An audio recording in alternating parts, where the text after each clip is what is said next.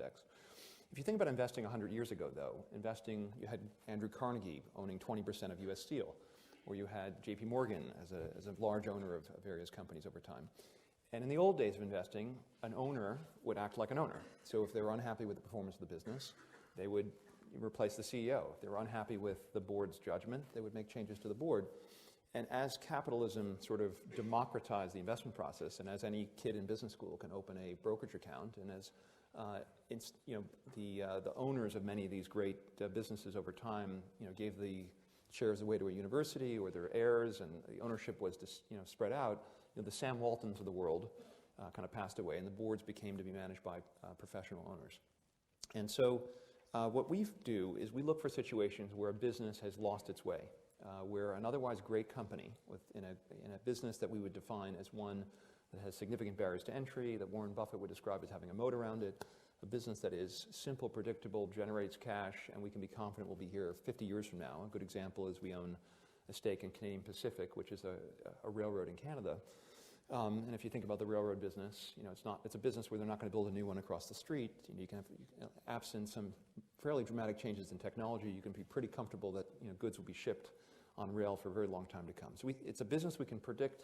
We can think about it from a very long-term perspective. We can buy it at a price that's interesting. And in the case of CP, this was the worst-run railroad in North America. It had the lowest profit margins. It was trading at the lowest valuation relative to earnings, and had a very unhappy shareholder base, but there was nothing they could do about it because they were inherently, again, the biggest investors tend to be very passive. And we saw an opportunity, and the opportunity was if you could replace the worst CEO in the railroad industry with the best CEO in the railroad industry, a lot of money could be made. And we bought first 12% of the stock and then another 2%, so about 14% of the stock. We recruited a guy named Hunter Harrison, who is widely considered the best railroad executive of all time, certainly in North America. He had retired at 65. He was 66 and a half.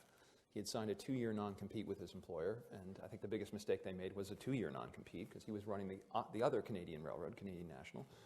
And we hired him as a consultant. He helped us study the railroad, and he had plenty of fire in his belly. And we said, look, would you be interested in a day job? And he said, let me check with my wife. And she said, you know what, it's time to get you out of the house again. And my wife says that all the time.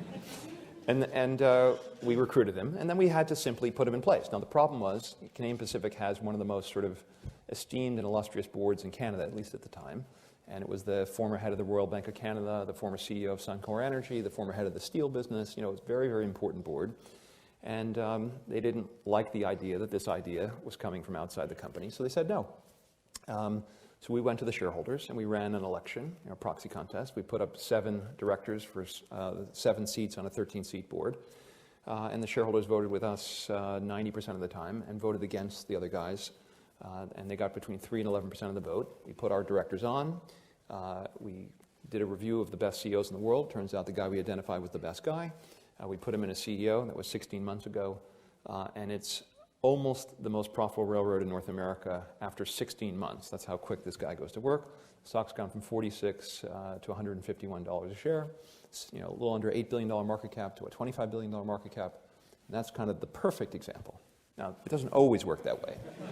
And I have a feeling that Peter might ask me about one of those cases. So I used to